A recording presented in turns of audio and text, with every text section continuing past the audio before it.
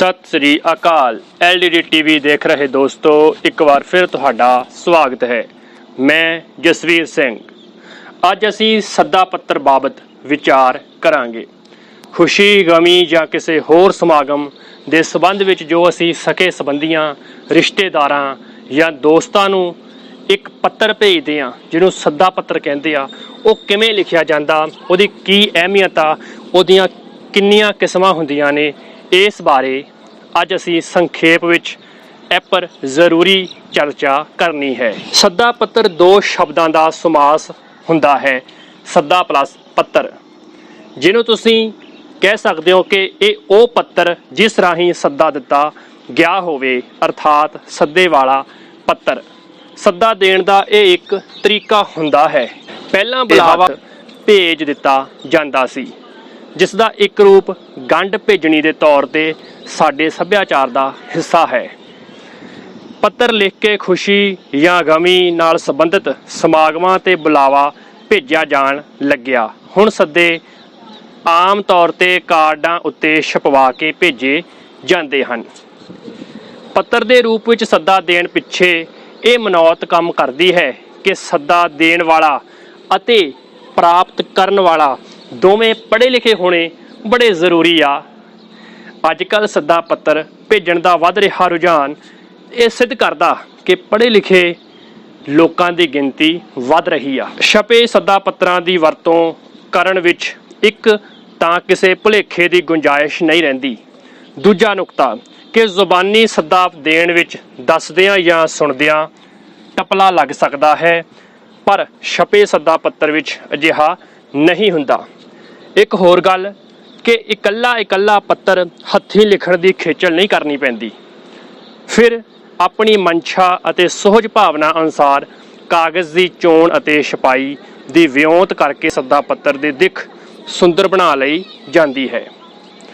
उस तो अगे जो बड़ा ही महत्वपूर्ण पॉइंट आ कि सद्दा पत्र दा जिहड़ा विशा वस्तु आ वो बड़ा अहम हुंदा। हर कोई चाहुंदा है कि उस वल्लों भेजे जाण वाले सद्दा पत्र के शब्द उसके मन में उपजे भावां दे मेच दे होण। वो जिस खुशी या गमी नूं अनुभव कर रहा है, सद्दा पत्र का एक एक शब्द उसकी तर्जमानी कर रहा होवे। आम तौर पर सद्दा पत्र तैयार करन वेले पहलां दे छपे होए लोकां दे सद्दा पत्र वेख लै जांदे हन। इसलिए आम सद्दा पत्रां दी भाषा अक्सर इक्को जही हुंदी है। कदे कदाई ही कोई वक्खरी वनगी का सद्दा पत्र जिहड़ा आ वो वेखण नूं मिलदा। हुण असीं सद्दा पत्र दे जिहड़े प्रमुख अंग आ उन्हां दे बारे विचार करनी आ। नंबर 1, सद्दा पत्र भेजण वाले दा नां अते पता लिखिया होना लाजमी आ। दूजा पॉइंट, सद्दा पत्र प्राप्त करन वाले दा नां अते पता। ये सद्दा पत्र उत्ते या उसदे दूजे पासे या जे सद्दा पत्र लिफाफे विच है तां लिफाफे उत्ते हत्थ नाल लिख दिता जाता है। तीजा पॉइंट, खुशी या गमी की घटना या समागम के संबंध विच सूचना। चौथा पॉइंट, प्रोग्राम का वेरवा जिमें स्थान, मिति अते समा जिस अनुसार पहुँचण की ताकीद की हुंदी है। पंजवां पॉइंट, समागम की विशेष खिच। छेवां पॉइंट, भावना प्रगटाउंदे शब्द। इन्हां दे विचों जिहड़े पहले 4 नुकते आ वो इउं प्रगट किए जा सकते आ, जिवें वल्लों भी किहदे वल्लों ये भेजा जा रहा उहदा एड्रैस नाम, उस तो बाद वल भी किहनूं भेजा जा रहा उहदा नाम ते पता, उस तो बाद की मतलब कि मैटर की है इहदे विच, उस तो बाद कित्थे प्रोग्राम कित्थे हो रहा, किन्नी तरीक नूं हो रहा, कदों दा नुकता आ कि किन्नी तरीक नूं किन्ने बजे हो रहा। पर स्पष्ट है कि पहले, दूजे अते चौथे नुकते केवल सूचना जां जानकारी नाल संबंधित हैं। इसलिए सद्दा पत्र विच इह सूचना स्पष्ट ते संखेप रूप विच दर्ज करनी हुंदी है। इत्थे शब्द कला विखाउण दी जरूरत बिल्कुल भी नहीं हुंदी। हाँ, तीजे, पंजवें अते छेवें नुकते बारे विस्तार नाल विचार करन दी बड़ी जरूरत है। तीजा नुकता जिहड़ा आ उहनूं वेखीए तां खुशी या गमी की घटना या समागम के संबंध विच सूचना ਇੱਥੇ ਨੋਟ ਕਰਨ ਦੀ ਜ਼ਰੂਰਤ ਆ ਕਿ ਸੱਦਾ ਪੱਤਰ ਦਾ ਜਿਹੜਾ ਕੇਂਦਰੀ ਨੁਕਤਾ ਆ ਉਹ ਖੁਸ਼ੀ ਜਾਂ ਗਮੀ ਦੀ ਘਟਨਾ ਆ ਜਾਂ ਕੋਈ ਹੋਰ ਵੀ ਹੋ ਸਕਦਾ ਆਦ ਸੰਖੇਪ ਵਿੱਚ ਸੂਚਨਾ ਦੇਣੀ ਹੁੰਦੀ ਆ। ਇਹ ਸੂਚਨਾ ਦਿੰਦਿਆਂ ਕਈ ਤਰ੍ਹਾਂ ਦੇ ਭਾਵ ਮਨ ਵਿੱਚ ਉੱਠਦੇ ਹਨ। ਇਹਨਾਂ ਦਾ ਸੰਕੇਤ ਸੂਚਨਾ ਦੇਣ ਦੇ ਤਰੀਕੇ ਤੋਂ ਸਪਸ਼ਟ ਹੋ ਜਾਂਦਾ ਆ। ਜਿਵੇਂ ਉਦਾਹਰਨ ਦੇ ਤੌਰ ਤੇ ਜੇ ਆਪਾਂ ਪੜ੍ਹੀਏ ਤਾਂ ਇੱਕ ਐਗਜ਼ਾਮਪਲ, ਸੱਚੇ ਵਾਹਿਗੁਰੂ ਦੀ ਅਪਾਰ ਮਿਹਰ ਸਦਕਾ ਸਾਡੇ ਸੁਪੁੱਤਰ ਤੇਜਪ੍ਰੀਤ ਸਿੰਘ ਅਤੇ ਨੂੰਹ ਨਿਰਮਲ ਅਰਪਨ ਕੌਰ ਨੂੰ ਇੱਕ ਬੱਚੀ ਦੀ ਬਖਸ਼ਿਸ਼ ਹੋਈ ਹੈ। ਇਸ ਤਰ੍ਹਾਂ ਦੀਆਂ ਤੁਸੀਂ ਵੱਖ-ਵੱਖ ਐਗਜ਼ਾਮਪਲਾਂ ਹੋਰ ਵੀ ਪੜ੍ਹ ਸਕਦੇ ਹੋ ਜਾਂ ਵਾਚ ਸਕਦੇ ਹੋ। ਇਹਨਾਂ ਭਾਵਨਾ ਨੂੰ ਪ੍ਰਗਟਾਉਣ ਲਈ ਕਈ ਵਾਰ ਪੱਤਰ ਦੇ ਆਰੰਭ ਵਿੱਚ ਕਿਸੇ ਗ੍ਰੰਥ ਜਾਂ ਪੁਸਤਕ ਵਿੱਚੋਂ ਕੋਈ ਟੂਕ ਦੇ ਦਿੱਤੀ ਜਾਂਦੀ ਹੈ। ਪੰਜਵਾਂ ਨੁਕਤਾ, ਇਸ ਵਿੱਚ ਸਮਾਗਮ ਦੀ ਵਿਸ਼ੇਸ਼ ਖਿੱਚ ਵੱਲ ਇਸ਼ਾਰਾ ਹੁੰਦਾ ਹੈ। ਉਦਾਹਰਨ ਲਈ ਕਿਸੇ ਧਾਰਮਿਕ ਰਸਮ ਸਮੇਂ ਕਿਸੇ ਵਿਦਵਾਨ ਦਾ ਵਖਿਆਨ ਜਾਂ ਕਿਸੇ ਉੱਘੇ ਕੀਰਤਨੀਏ ਦੇ ਕੀਰਤਨ ਦੀ ਸੂਚਨਾ ਹੋ ਸਕਦੀ ਹੈ। ਇਵੇਂ ਹੀ ਕਿਸੇ ਸਾਹਿਤਕ ਸਮਾਗਮ ਵਿੱਚ ਕਿਸੇ ਚੋਟੀ ਦੇ ਅਤੇ ਹਰਮਨ ਪਿਆਰੇ ਸਾਹਿਤਕਾਰ ਦੇ ਪਹੁੰਚਣ ਬਾਰੇ ਦੱਸਿਆ ਜਾ ਸਕਦਾ ਹੈ। ਅੱਗੇ ਛੇਵਾਂ ਨੁਕਤਾ, ਭਾਵਨਾ ਪ੍ਰਗਟਾਉਂਦੇ ਸ਼ਬਦਾਂ ਦੀ ਵਰਤੋਂ। ਸੱਦਾ ਪੱਤਰ ਭੇਜਣ ਵਾਲੇ ਵਿਅਕਤੀ ਦੀ ਭਾਵਨਾ ਸੱਦਾ ਪੱਤਰ ਦੀ ਨੁਹਾਰ ਨੂੰ ਇੱਕ ਵੱਖਰਾ ਰੰਗ ਦਿੰਦੀ ਹੈ। ਇਹ ਭਾਵਨਾ ਵੱਖ-ਵੱਖ ਰੂਪਾਂ ਵਿੱਚ ਹੋ ਸਕਦੀ ਆ, ਜਿਵੇਂ ਸੱਦਾ ਪੱਤਰ ਦੇ ਸ਼ੁਰੂ ਵਿੱਚ ਕੋਈ ਟੂਕ ਜਾਂ ਚਿੰਨ੍ਹ ਦੇਣਾ। ਇਹ ਟੂਕ ਜਾਂ ਚਿੰਨ੍ਹ ਜਾਂ ਦੋਵੇਂ ਹੀ ਵਿਅਕਤੀ ਦੇ ਧਾਰਮਿਕ, ਸਮਾਜਿਕ ਅਤੇ ਸੱਭਿਆਚਾਰਕ ਪਿਛੋਕੜ ਅਨੁਸਾਰ ਹੁੰਦੇ ਹਨ। ਉਦਾਹਰਨ ਦੇ ਲਈ ਵਿਆਹ ਦਾ ਸੱਦਾ ਪੱਤਰ ਅਕਸਰ ਇੰਜ ਸ਼ੁਰੂ ਕੀਤਾ ਹੁੰਦਾ ਹੈ, ਜਿਵੇਂ ਏਕ ਓਂਕਾਰ ਸਭੇ ਕਾਜ ਸੁਹੇਲੜੇ ਥੀਏ ਗੁਰੂ ਨਾਨਕ ਸਤਿਗੁਰ ਤੁਠਾ, ਜਾਂ ਫਿਰ ਏਕ ਓਂਕਾਰ ਜਿਸਕਾ ਕਾਰਜ ਤਿਨ ਹੀ ਕੀਆ ਮਾਨਸ ਕਿਆ ਵਿਚਾਰਾ ਰਾਮ, ਆਦ ਆਦ। ਉਸ ਤੋਂ ਬਾਅਦ ਅਗਲਾ ਨੁਕਤਾ ਜਿਹੜਾ ਆ ਉਹ ਇਹ ਕਿ ਸੱਦਾ ਪੱਤਰ ਵਿੱਚ ਬੇਨਤੀ ਭਾਵ ਦੇ ਸ਼ਬਦ ਵਿਸ਼ੇਸ਼ ਹੁੰਦੇ ਹਨ। ਇਹ ਸਾਡੇ ਸੱਭਿਆਚਾਰਕ ਰੰਗ ਵਿੱਚ ਰੰਗੇ ਹੁੰਦੇ ਹਨ। ਵਿਆਹ ਜਾਂ ਹੋਰ ਅਜਿਹੇ ਖੁਸ਼ੀ ਦੇ ਸਮਾਗਮਾਂ ਦੇ ਸੱਦਾ ਪੱਤਰਾਂ ਵਿੱਚ ਇੱਕ ਵਾਕ ਅਕਸਰ ਵੇਖਣ ਨੂੰ ਮਿਲਦਾ ਹੈ, ਜਿਵੇਂ ਉਦਾਹਰਨ ਲਈ ਆਪ ਜੀ ਨੂੰ ਨਿਮਰਤਾ ਸਹਿਤ ਇਸ ਸਮਾਗਮ ਵਿੱਚ ਸ਼ਾਮਲ ਹੋਣ ਲਈ ਬੇਨਤੀ ਕੀਤੀ ਜਾਂਦੀ ਹੈ, ਜਾਂ ਫਿਰ ਜ਼ਰੂਰ ਦਰਸ਼ਨ ਦੇਣ ਦੀ ਕਿਰਪਾਲਤਾ ਕਰਨਾ। ਇਸ ਬੇਨਤੀ ਭਾਵ ਨੂੰ ਤੀਬਰ ਬਣਾਉਣ ਲਈ ਲਿਖ ਦਿੱਤਾ ਜਾਂਦਾ ਹੈ ਕਿ ਤੁਹਾਡੇ ਰਾਹ ਤੇ ਅਸੀਂ ਆਪਣੀਆਂ ਅੱਖਾਂ ਵਿਛਾਈਆਂ ਹਨ, ਜਾਂ ਫਿਰ ਤੁਹਾਡੇ ਉਡੀਕਵਾਨ। ਸੋਗੀ ਘਟਨਾ ਨਾਲ ਜੁੜੇ ਕਿਸੇ ਸਮਾਗਮ ਲਈ ਸੱਦਾ ਪੱਤਰਾਂ ਵਿੱਚ ਭਾਵ ਪ੍ਰਗਟਾਉਣ ਪੱਖੋਂ ਸੰਕੋਚ ਕੀਤਾ ਜਾਂਦਾ ਹੈ। ਇੰਨੀ ਕੁ ਬੇਨਤੀ ਕਾਫੀ ਮੰਨੀ ਜਾਂਦੀ ਹੈ ਕਿ ਅੰਤਿਮ ਅਰਦਾਸ ਵਿੱਚ ਸ਼ਾਮਲ ਹੋਣ ਲਈ ਬੇਨਤੀ ਹੈ, ਜਾਂ ਫਿਰ ਆਪ ਜੀ ਨੂੰ ਅਰਦਾਸ ਵਿੱਚ ਸ਼ਾਮਲ ਹੋਣ ਲਈ ਬੇਨਤੀ ਕੀਤੀ ਜਾਂਦੀ ਹੈ। ਗਮੀ ਦੇ ਸੱਦਾ ਪੱਤਰਾਂ ਵਿੱਚ ਵਿਖਾਵਾ ਜਾਂ ਉਚੇਚ ਨਹੀਂ ਹੁੰਦਾ। ਸੱਦਾ ਪੱਤਰ ਇੱਕ ਸਮਾਜਿਕ ਕਰਮ ਹੈ, ਇਸ ਲਈ ਸੱਦਾ ਪੱਤਰ ਦਾ ਹਰ ਸ਼ਬਦ ਸਮਾਜਿਕ ਵਾਤਾਵਰਣ ਦੀਆਂ ਬੰਦਿਸ਼ਾਂ ਅਨੁਸਾਰ ਹੁੰਦਾ ਹੈ। ਉਦਾਹਰਨ ਲਈ ਦਰਸ਼ਨ ਦੇਣ ਦੀ ਕਿਰਪਾਲਤਾ ਕਰਨੀ ਵਾਕ ਵਿੱਚ ਦਰਸ਼ਨ ਸ਼ਬਦ ਵੇਖਿਆ ਜਾ ਸਕਦਾ ਹੈ। ਇਸ ਦੇ ਬਦਲ ਵਜੋਂ ਜ਼ਰੂਰ ਪਹੁੰਚਣਾ, ਜ਼ਰੂਰ ਆਉਣਾ ਸ਼ਬਦ ਹਨ, ਪਰ ਇਹ ਪੂਰਾ ਬਦਲ ਨਹੀਂ ਹਨ। ਧਾਰਮਿਕ ਪ੍ਰਸੰਗ ਵਿੱਚ ਤੁਹਾਡੀ ਚਰਨ ਧੂੜ ਨਾਲ ਸਾਡਾ ਘਰ ਪਵਿੱਤਰ ਹੋ ਜਾਵੇਗਾ ਜਿਹੇ ਵਾਕ ਵੀ ਲਿਖ ਦਿੱਤੇ ਜਾਂਦੇ ਹਨ।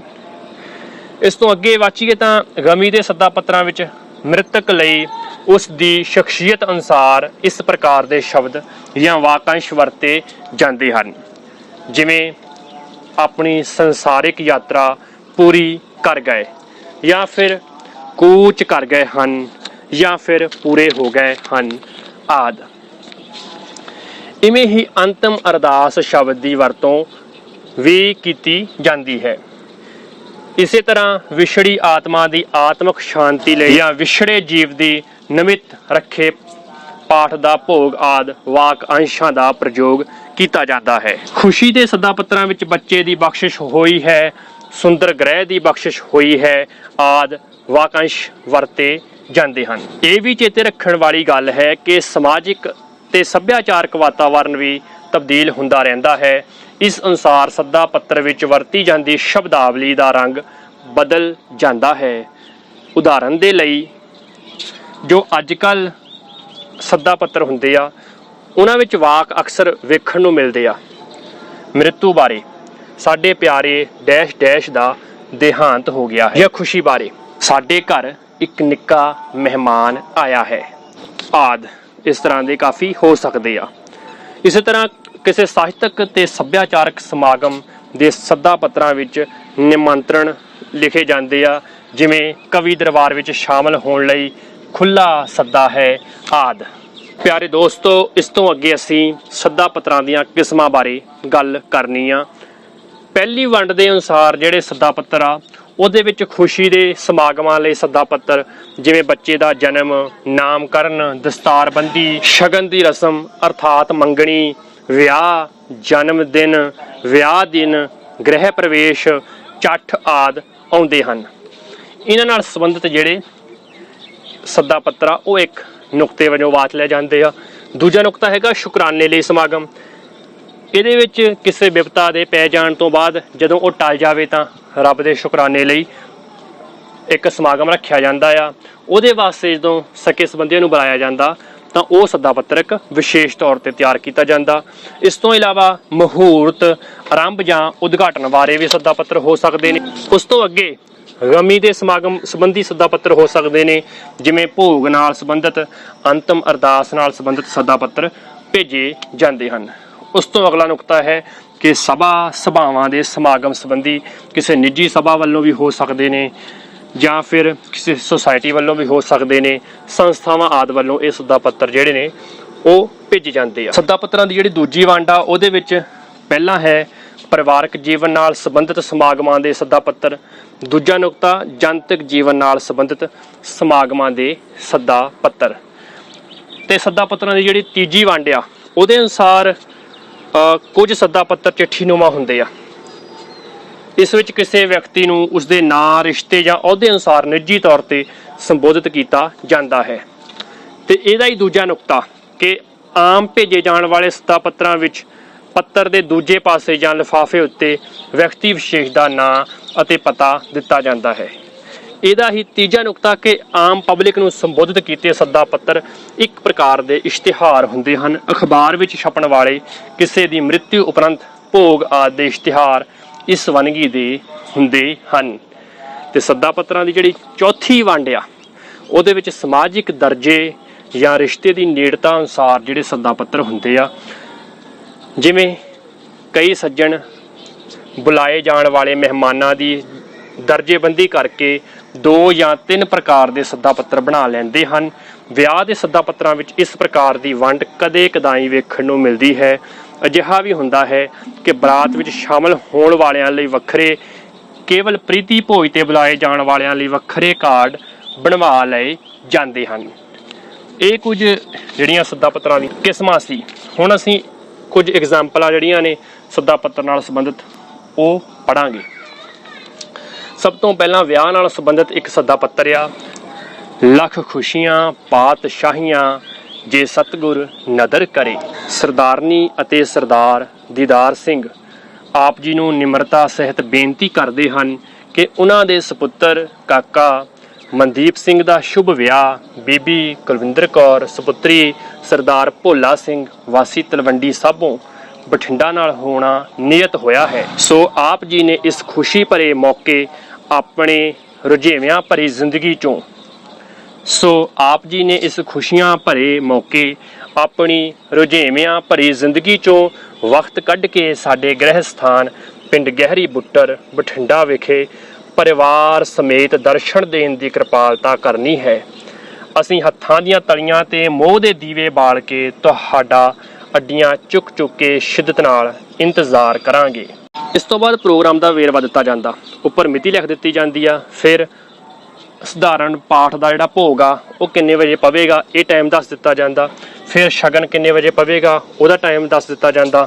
ਫਿਰ ਚਾਹ ਪਾਰਟੀ ਕਿੰਨੇ ਵਜੇ ਆ ਉਹਦਾ ਟਾਈਮ ਜਿਹੜਾ ਆ ਦੱਸ ਦਿੱਤਾ ਜਾਂਦਾ। ਫਿਰ ਵਿਆਹ ਵਾਲੇ ਦਿਨ ਦੀ ਜਿਹੜੀ ਬਰਾਤ ਕਦੋਂ ਤੋਰਨੀ ਆ, ਰਵਾਨਗੀ ਬਰਾਤ ਦੀ, ਉਹਦਾ ਟਾਈਮ ਜਿਹੜਾ ਆ ਉਹ ਦੱਸ ਦਿੱਤਾ ਜਾਂਦਾ। ਤੇ ਹੇਠਾਂ ਸੱਜੇ ਹੱਥ ਉਡੀਕਵਾਨ ਸਮੂਹ ਪਰਿਵਾਰ ਤੇ ਸੰਪਰਕ ਨੰਬਰ ਜਿਹੜਾ ਆ ਉਹਦੇ ਦਿੱਤੇ ਜਾਂਦੇ ਹਨ। ਇਹ ਇੱਕ ਸੱਦਾ ਪੱਤਰ ਜਿਹੜਾ ਆ ਉਹ ਵਿਆਹ ਨਾਲ ਸੰਬੰਧਿਤ ਇਹਦੀ ਐਗਜ਼ਾਮਪਲ ਆ। ਇਲਾਵਾ ਦੂਜੀ ਐਗਜ਼ਾਮਪਲ ਜੇ ਆਪਾਂ ਪੜ੍ਹੀਏ ਤਾਂ ਬੇਟੀ ਦੀ ਲੋਹੜੀ ਦਾ ਸੱਦਾ ਪੱਤਰ। ਇਹਦੇ ਵਿੱਚ ਲੱਖ ਖੁਸ਼ੀਆਂ ਪਾਤਸ਼ਾਹੀਆਂ ਜੇ ਸਤਿਗੁਰ ਨਦਰ ਕਰੇ। ਸਰਦਾਰਨੀ ਅਤੇ ਸਰਦਾਰ ਮਹਿੰਦਰ ਸਿੰਘ ਪ੍ਰਸੰਨਤਾ ਸਹਿਤ ਇਹ ਸੂਚਿਤ ਕਰਨਾ ਚਾਹੁੰਦੇ ਹਨ ਕਿ ਉਹਨਾਂ ਦੇ ਘਰ ਪੋਤਰੀ ਸੁਖਮੀਤ ਕੌਰ ਦੀ ਪਹਿਲੀ ਲੋਹੜੀ ਮਿਤੀ 13 ਜਨਵਰੀ 2021 ਨੂੰ ਮਨਾਈ ਜਾਣੀ ਹੈ। ਆਪ ਜੀ ਨੂੰ ਸ਼ਾਮ ਨੂੰ 5 ਵਜੇ ਪਰਿਵਾਰ ਸਹਿਤ ਸਾਡੇ ਗ੍ਰਹਿ ਵਿਖੇ ਪਹੁੰਚਣ ਲਈ ਬੇਨਤੀ ਹੈ। ਰਾਤ ਦਾ ਖਾਣਾ ਠੀਕ 9 ਵਜੇ ਹੋਵੇਗਾ। ਬੇਨਤੀ ਕਰਤਾ ਮਹਿੰਦਰ ਸਿੰਘ, ਮਕਾਨ number 111, ward number 2, Shri Amritsar Sahib. ਬਸ ਇੰਨਾ ਕਿ ਜਿਹੜਾ ਸੱਦਾ ਪੱਤਰ ਆ ਇਹਦੇ ਵਿੱਚ ਸਾਰੀ ਜਾਣਕਾਰੀ ਜਿਹੜੀ ਆ ਉਹ ਪਿੰਡ ਨੂੰ ਪਹੁੰਚਾ ਦਿੱਤੀ ਜਾਂਦੀ ਆ। ਜੇਕਰ ਆਪਾਂ ਇੱਕ ਐਗਜ਼ਾਮਪਲ ਹੋਰ ਪੜ੍ਹੀਏ ਖੂਨਦਾਨ ਕੈਂਪ ਨਾਲ ਸੰਬੰਧਿਤ ਸੱਦਾ ਪੱਤਰ ਦੀ ਤਾਂ ਕਾਫੀ ਹੋਵੇਗੀ। ਇਲਾਕਾ ਨਿਵਾਸੀਆਂ ਨੂੰ ਸੂਚਿਤ ਕੀਤਾ ਜਾਂਦਾ ਹੈ ਕਿ ਪਹਿਲੇ ਸਾਲ ਵਾਂਗ ਇਸ ਸਾਲ ਵੀ ਸਾਡੇ ਪਿੰਡ ਬੇਗੋਵਾਲ ਜ਼ਿਲ੍ਹਾ ਲੁਧਿਆਣਾ ਵਿਖੇ ਮਿਤੀ 13 ਅਪ੍ਰੈਲ 2021 ਨੂੰ ਇੱਕ ਖੂਨਦਾਨ ਕੈਂਪ ਲਾਇਆ ਜਾ ਰਿਹਾ ਹੈ। ਜ਼ਿਲ੍ਹੇ ਦੇ ਡਿਪਟੀ ਕਮਿਸ਼ਨਰ ਸਾਹਿਬ ਇਸ ਕੈਂਪ ਦਾ ਉਦਘਾਟਨ ਕਰਨਗੇ। ਪਿਛਲੇ ਸਾਲ ਦੇ ਖੂਨਦਾਨੀਆਂ ਨੂੰ ਸਨਮਾਨਿਤ ਕੀਤਾ ਜਾਵੇਗਾ। ਚਾਹਵਾਨ ਖੂਨਦਾਨੀਆਂ ਨੂੰ ਇਸ ਕੈਂਪ ਵਿੱਚ ਸ਼ਾਮਲ ਹੋਣ ਲਈ ਸੱਦਾ ਦਿੱਤਾ ਜਾਂਦਾ ਹੈ। ਵੱਲੋਂ ਨੌਜਵਾਨ ਸਭਾ ਪਿੰਡ ਬੇਗੋਵਾਲ ਲੁਧਿਆਣਾ। ਇਸ ਤਰ੍ਹਾਂ ਜਿਹੜੇ ਵੱਖ-ਵੱਖ ਸੱਦਾ ਪੱਤਰ ਨੇ ਉਹ ਲਿਖੇ ਜਾਂਦੇ ਨੇ। ਬਹੁਤ ਸਾਰੀਆਂ ਹੋਰ ਵੀ ਐਗਜ਼ਾਮਪਲਸ ਨੇ, ਤੁਸੀਂ ਵਾਚ ਸਕਦੇ ਹੋ। ਘਰਾਂ ਵਿੱਚ ਅਕਸਰ ਸੱਦਾ ਪੱਤਰ ਆਉਂਦੇ ਰਹਿੰਦੇ ਨੇ। ਮੈਨੂੰ ਉਮੀਦ ਹੈ ਕਿ ਤੁਹਾਨੂੰ ਜੋ ਸੱਦਾ ਪੱਤਰਾਂ ਬਾਰੇ ਕਾਫੀ ਸਾਰੀ ਜਾਣਕਾਰੀ ਸੀ ਉਹ ਮਿਲੀ ਹੋਊਗੀ। ਬਹੁਤ ਸਾਰੀਆਂ ਜਿਹੜੀਆਂ ਜਾਣਕਾਰੀ ਭਰਪੂਰ ਗੱਲਾਂ ਤੁਸੀਂ ਨੋਟ ਵੀ ਕੀਤੀਆਂ ਹੋਣਗੀਆਂ। ਫਿਰ ਵੀ ਕੋਈ ਸਮੱਸਿਆ, ਫਿਰ ਵੀ ਕੋਈ ਤੁਹਾਡਾ ਸਵਾਲ ਹੋਵੇ ਤਾਂ ਤੁਸੀਂ ਕਮੈਂਟ ਬਾਕਸ ਵਿੱਚ ਸਾਨੂੰ ਪੁੱਛ ਸਕਦੇ ਹੋ। ਹੁਣ ਮੈਨੂੰ ਇਜਾਜ਼ਤ ਦਿਓ। ਸਤਿ ਸ੍ਰੀ ਅਕਾਲ।